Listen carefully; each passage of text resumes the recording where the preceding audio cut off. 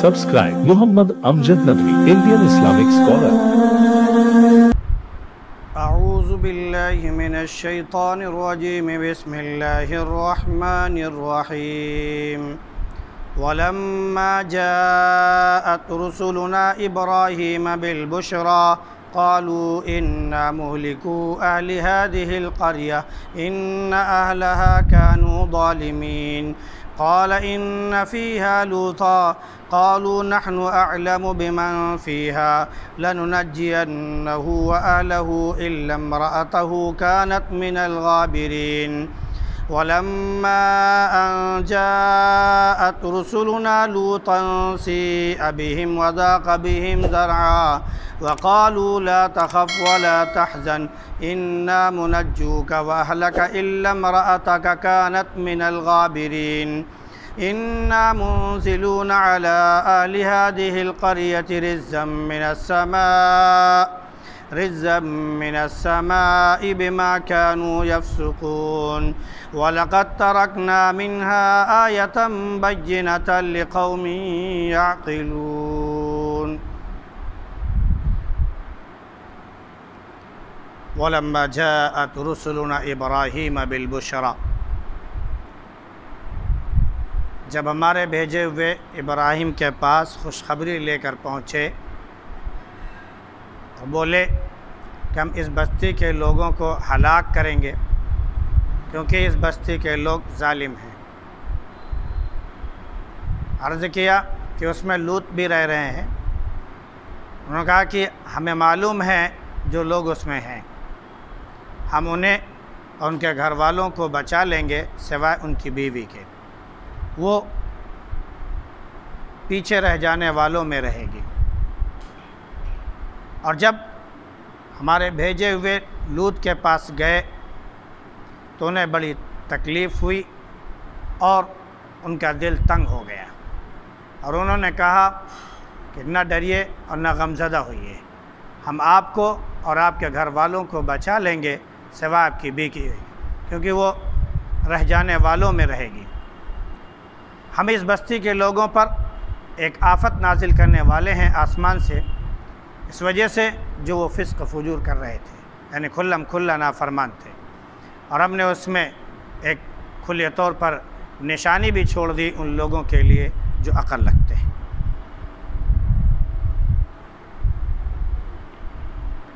حضرت لوط علیہ السلام اور ان کی قوم کا ذکر چل رہا ہے۔ گزشتہ آیات میں بھی اس بات کا ذکر تھا کہ اللہ رب العزت نے سدوم کے علاقے میں جو قوم آباد تھی وہاں پر حضرت لوط علیہ السلام کو بھیجا۔ ان کے اندر بے حیائی اور کھلم کھلا برائی عام تھی، وہ بدفعلی ایجاد کرنے والے تھے اور کھلم کھلا کرتے تھے۔ اس سے پہلے کسی قوم نے ایسی برائی کی جسارت اور جرأت نہیں کی۔ لوط علیہ السلام نے ان کو سمجھایا بھی کہ تم کیا مردوں سے اپنی خواہشات پوری کرتے ہو، اور جو صحیح راستہ ہے اسے تم نے چھوڑ رکھا ہے، اور کھلم کھلا اپنی محفلوں میں بھی تم برائیاں کرتے ہو، یعنی راہ چلتے لوگوں کو پکڑ لینا، ان کے اوپر مذاق اور ٹھٹا کرنا، ان کے اوپر سیٹیاں بجانا، ان کے مال لوٹ لینا، ان کے ساتھ برائی کرنا وغیرہ وغیرہ۔ تو قوم کے جواب میں یہی تھا کہ بس اللہ کا عذاب لے آؤ اگر سچے ہو۔ چنانچہ حضرت لوط علیہ السلام نے ان کے خلاف دعا کر دی۔ اب آگے ذکر ہے کہ جب حضرت لوط علیہ السلام نے یہ دعا کی تو اللہ رب العزت نے فرشتوں کو بھیجا۔ فرشتے دو پیغام لے کر آئے، ایک حضرت ابراہیم علیہ السلام کے تعلق سے جو خوشخبری تھی، اور ایک حضرت لوط علیہ السلام کے یہاں جو ان کی قوم کے لیے ہلاکت کا سبب تھا۔ حضرت ابراہیم علیہ السلام کے پاس جب وہ پہنچے خوشخبری لے کر، اور ان کو بتایا کہ جہاں پر لوط علیہ السلام نبی بنا کر بھیجے گئے ہیں ہم اس بستی کو ہلاک کرنے والے ہیں۔ لوط علیہ السلام کے بارے میں جب حضرت ابراہیم علیہ السلام نے یہ سنا کہ ان کی قوم ہلاک ہونے والی ہے تو ان کو تھوڑا سا تردد ہوا کہ وہاں پر حضرت لوط علیہ السلام بھی موجود ہیں، ان کی موجودگی میں عذاب آئے گا، کہیں ایسا نہ ہو کہ ان کا دل تنگ ہو جائے اور وہ پریشان ہو جائیں، گھبراہٹ اور وحشت ان پر طاری ہو۔ تو فوراً فرشتوں سے کہا کہ وہاں پر لوط بھی رہ رہے ہیں۔ فرشتوں نے فوراً جواب دیا کہ ہم انہیں اور ان کے گھر والوں کو سب کو بچا لیں گے، یعنی ان کو بھی اور جو ان کے ماننے والے ہیں سب کو ہم بچا لیں گے، ہاں ان کی جو بیوی ہے وہ نہیں بچے گی، کیونکہ وہ قوم کے ساتھ ہے اور برائی میں برابر کی شریک ہے، لہذا وہ اب بچنے والی نہیں ہے۔ اب یہاں پر ابراہیم علیہ السلام کو خوشخبری سنا دی، اور وہ ان کے بیٹے کی خوشخبری تھی کہ اللہ رب العزت ان کو بڑھاپے میں اولاد سے نوازے گا۔ اس سے پہلے بھی عرض کر چکا ہوں کہ اولاد دینا یہ اللہ کا کام ہے۔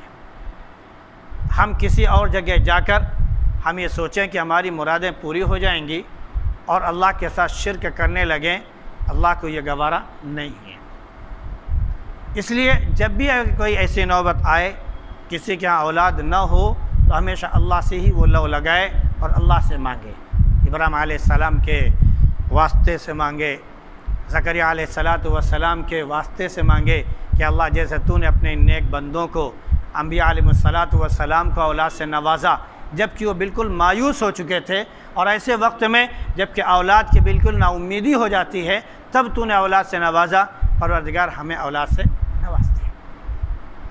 بلکہ اس کے علاوہ کہیں اور نہیں جانا چاہیے، کیونکہ اللہ کو یہ بات بالکل ناپسند ہے۔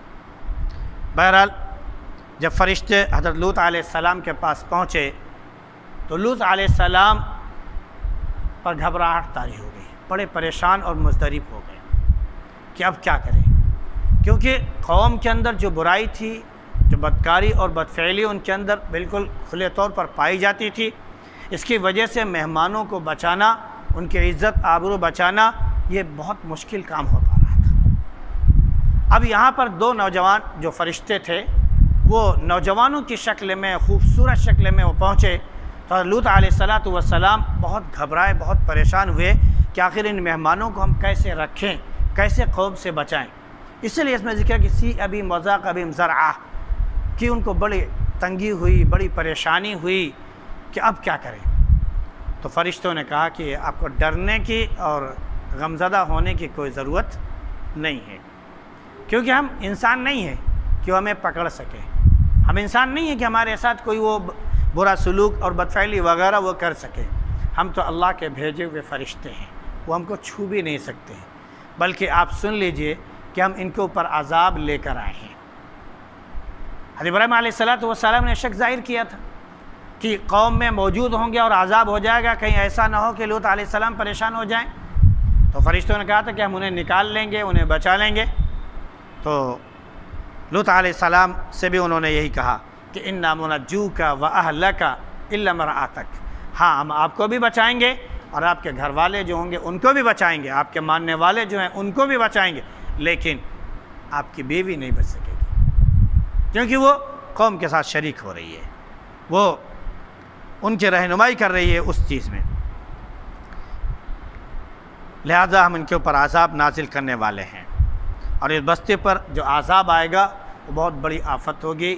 اور وہ عبرتناک عذاب ہوگا، اور وہ یہ ہے کہ اللہ رب العزت نے ایک تو ان کی بستی الٹ پلٹ کر دی، اور دوسرے یہ کہ ان پر جو ہے پتھروں کی بارش ہوئی تھی،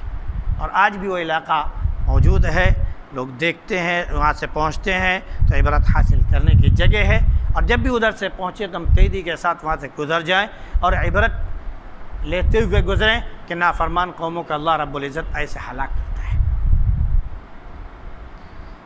چنانچہ ان کی اس کھلم کھلا برائی اور نافرمانی کی وجہ سے ان کے اوپر عذاب آیا۔ اللہ نے فرمایا کہ ہم نے ان کے نشانیاں چھوڑ دی ہیں، یہ ان کے لیے ہے جو سمجھ بوجھ رکھتے ہیں، جو عقل و دانش رکھتے ہیں، کیونکہ سمجھنے والے کے لیے اشارہ کافی ہوتا ہے